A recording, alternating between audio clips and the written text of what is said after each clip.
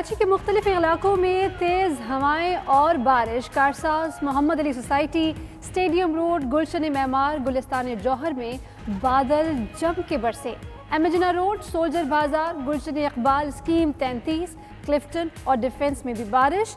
दिन भर गर्मी के बाद शाम के वक्त बारिश ने मौसम खुशगवार कर दिया। नशेबी इलाकों में पानी जमा होने से गाड़ियों की कतारें लग गई।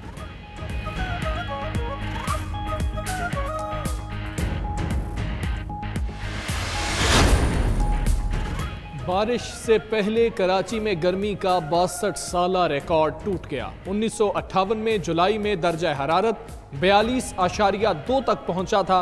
1982 में जुलाई में दर्जा हरारत 40 डिग्री रिकॉर्ड किया गया।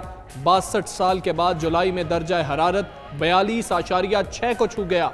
कराची में आमतौर पर जुलाई के दौरान दर्जा हरारत 33 तक रहता है। गैर कानूनी ऑर्डिनेंस पर अपोजिशन से कोई मुशावरत नहीं हुई। मई में जारी करदा ऑर्डिनेंस का वक्त भी गुजर गया। मामला कौमी असम्बली में उठाया जाएगा। बिलावल भुट्टो का कहना है पाकिस्तान में कानून सब के लिए एक होना चाहिए। सेलेक्टेड शख्स को मुल्क का वजीर आजम नहीं होना चाहिए। वादे और दावे सब हवा हुए। कराची की बिजली न आए। कायदाबाद, लांडी, मलीर, कोरंगी, शाह फैसल कॉलोनी में लोड शेडिंग। औरंगी टाउन, बल्दिया टाउन, लियारी, खारादर और किमाड़ी में भी घंटों बिजली गायब। वजीर तवानाई उमर अयूब कहते हैं कि के इलेक्ट्रिक ने डिस्ट्रीब्यूशन निज़ाम में बेहतरी नहीं की। कराची को ज़ायद बिजली और के इलेक्ट्रिक को इजाफी गैस दे रहे हैं।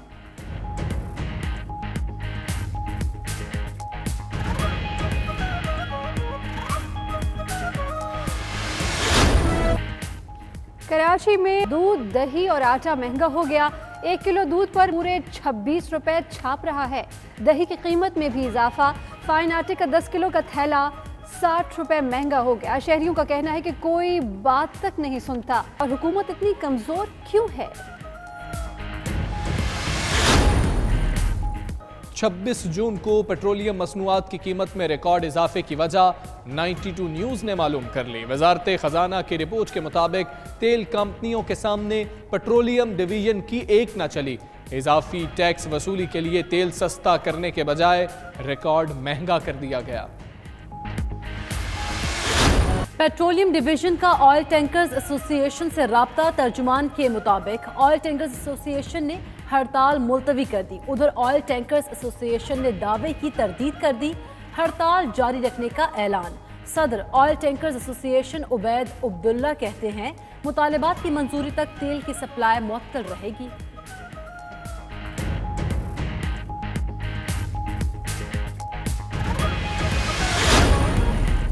आसिफ जरदारी और फरियाल तालपुर के खिलाफ शवाहिद को हतमी शक्ल दे दी गई। 10 माह के दौरान अकाउंट्स के जरिए 4.5 अरब रुपए की ट्रांजैक्शंस का रिकॉर्ड तैयार।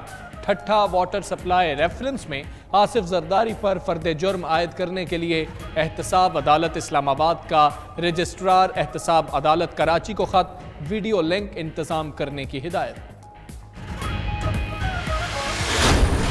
शहबाज फैमिली मुबैना केस में मजीद पेशरफ। मंजूर अहमद नामी शख्स के नाम से शरीफ फैमिली को 1 करोड़ 60 लाख डॉलर से जायद रकूम मुंतकिल हुई। 92 न्यूज़ ने तफसीलात हासिल कर ली। दूसरी तरफ ख्वाजा आसिफ के निजी हाउसिंग सोसाइटी केस में नैब में पेशी। ख्वाजा आसिफ पर अराजी से ज्यादा जमीन बेचने का इल्जाम है। लीगी रहनुमा 3 जुलाई को भी नैब लाहौर में पेश हुए थे।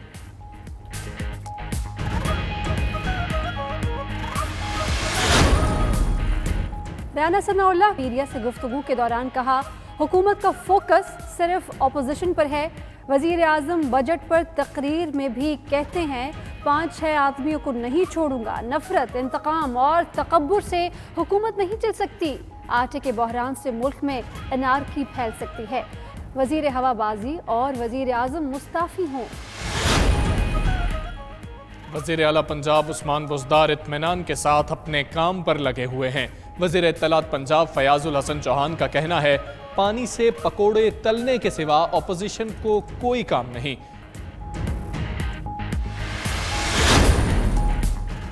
खैबर पख्तूनख्वा के शहर करक में निजी अस्पताल इंतजामिया की गफलत। गायनी के ऑपरेशन गायनाकोलॉजिस्ट के बजाय जनरल सर्जन करने लगे। हेल्थ केयर कमीशन खामोश तमाशाई बना रहा। कई हफ्ते बाद कार्रवाई की, अस्पताल के बजाय सिर्फ 3 कमरे सील किए।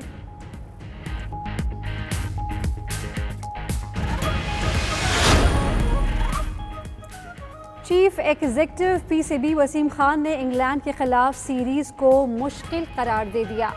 कहते हैं पाकिस्तानी टीम ने मार्च से क्रिकेट नहीं खेली, इसलिए सीरीज चैलेंजिंग होगी। कोचिंग स्टाफ खिलाड़ियों के साथ मेहनत कर रहा है और खिलाड़ी भी खूब मेहनत कर रहे हैं। उम्मीद है सीरीज से पहले टीम भरपूर तैयार होगी।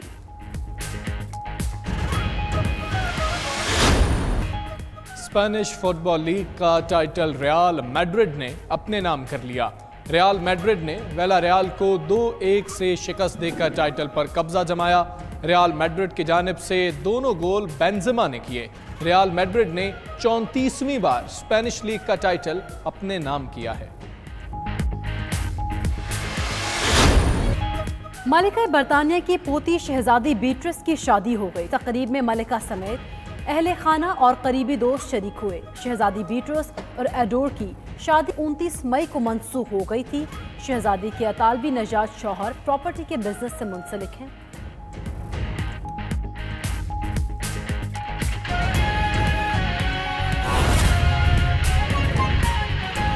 इस्लामाबाद हाई कोर्ट की तरफ से एक स्टे लिया गया। फर्क यहां से शुरू होता है। पहला फर्क तो मैंने बता दिया कि इसको पब्लिक किया गया।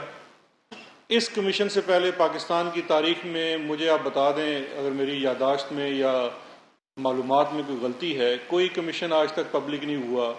जो भी पब्लिक हुआ उसमें अवाम या कोई भी मुतासरा फरीक अदालतों के चक्कर खाता रहा, उसने रिटें की, चाहे वो हमूद रहमान कमीशन हो या लेटेस्ट ये उज़ैर वाला JIT हो। ये रिपोर्ट्स अदालतों के हुक्म से ही पब्लिक हुई और वो भी पटिशनर्स बेचारे चक्कर लगाते रहे अदालतों के और पता नहीं कितना अरसा उनको सर्फ हो गया। ये तो एक बड़ी स्ट्रेट सिंपल फॉरवर्ड किस्म की ट्रांजैक्शन थी। लेकिन फ़र्क यहाँ पे ये भी था कि जब वो स्टे आया इस्लामाबाद हाई कोर्ट की तरफ से तो उसको गवर्नमेंट की तरफ से खुद परसू किया गया। मैं खुद बहैसियत वकील आपको बता रहा हूँ कि स्टेज नहीं चल सकते। एक बेजा स्टे जो है वो नहीं चल सकता जब तक कि दूसरी तरफ का वकील साथ मुलव्वस ना हो। आप अगर हक पे हैं और आपका केस ठीक है, आप अदालत में जाके खड़े होते हैं। इसमें अदालतों को भी इल्ज़ाम देना गलत है कि हम कहते हैं जी कि अदालतों से स्टे आ जाता है। अदालतें तो अपना काम कर रही हैं, उन्होंने एडजुडिकेशन करनी है। आप अपना मुकदमा जाके लड़ें, वो उसी दिन फैसला कर देंगे, जिस तरह के शुगर कमीशन में हुआ। बहुत जोर से, बहुत जोरावर लोग अदालत में गए, हुकूमत ने अपना मौक़िफ़ अदालत के सामने रखा। इस्लामाबाद हाई कोर्ट ने वो स्टे वकेट कर दिया। पहले उन्होंने हम पे पाबंदी लगा दी, स्टे दे दिया कि आप इनके खिलाफ कोई कार्रवाई नहीं करेंगे। गवर्नमेंट का मौक़िफ़ सुना गया, उसको कोई उसमें एडजर्नमेंट नहीं ली गई, इमीडिएटली उसको परसू किया गया, वो खारिज कर दिया गया। लेकिन मैं उसके ऑर्डर पे भी थोड़ा सा बताऊंगा कि वो ख़ास उस ऑर्डर के अंदर एक शिकायत मेरे बारे में की गई थी, तो इसलिए मैं ज़रा ज़्यादा केयरफुल हूँ। लेकिन इसी तरह से यही वाले जो मिल मालकान हैं, इनका Sindh chapter Sindh high court चला गया। उसके बाद ये वही वाला तरीका वारदात है जो कंपटीशन कमीशन के खिलाफ अपनाया गया। सिंध हाई कोर्ट चले गए, वहाँ से भी एक स्टे ले आया। हुकूमत ने फैसला किया कि हम इनकी हरकत को सुप्रीम कोर्ट ऑफ पाकिस्तान में चैलेंज करेंगे। अटॉर्नी जनरल साहब को इंस्ट्रक्शंस दी गई। अटॉर्नी जनरल साहब ने सुप्रीम कोर्ट ऑफ पाकिस्तान में वो मामला चैलेंज किया। ऑनरेबल सुप्रीम कोर्ट ने, आपको पता है, कुछ दिन पहले वो सिंध हाई कोर्ट का स्टे वकेट कर दिया। साथ ही उन्होंने ये हुक्म दिया कि जितनी भी पेंडिंग पटिशन्स इस मामले के ऊपर हैं, उनका हाई कोर्ट्स, जो भी रेलेवेंट हाई कोर्ट्स हैं, वो 3 हफ्तों के अंदर उसका फैसला करें। क्योंकि इसमें जो इस्लामाबाद हाई कोर्ट की स्टे को वकेट करके मुकदमे का तफसीली फैसला भी अब कल आ चुका है, उसके जवाब में इंट्रा कोर्ट अपील भी की हुई है, जो इस वक्त 2 रुकनी बेंच इस्लामाबाद हाई कोर्ट का सुन रहा है। As per supreme court order ये 3 हफ्तों के अंदर तय होना है। लेकिन फ़र्क ये है कि जहाँ पे अवाम के हकूक़ के तहफ़्फ़ुज़ के लिए हुकूमत खड़ी है और अवाम के साथ खड़ी है, तो वो इन्हीं मिल मालकान, मालदार मालकान जो कहते हैं जी चीनी बड़ा घाटे का सौदा है, लेकिन अगर आप वकला की लिस्ट देख लें तो माशाल्लाह चोटी के वकील हैं उनके पास और लिटिगेशन भी बहुत ज़्यादा कर रहे हैं, उसको हटवा के, स्टेज को खारिज करके इस वक्त हम बिल्कुल उसमें एक्शन लेने के लिए आज़ाद हैं। उस एक्शंस के ऊपर मैं अभी आपके साथ शेयर करूंगा, लेकिन यहाँ मैं ज़रूरी समझता हूँ कि जो एक बड़ी हेडलाइन जो आज की है वो आटे वाले इशू के ऊपर एक खबर है जो आपसे शेयर करनी है। आटे का आपको याद होगा, जब चीनी का कमीशन बना तो इसके साथ साथ आटे का कमीशन भी बना।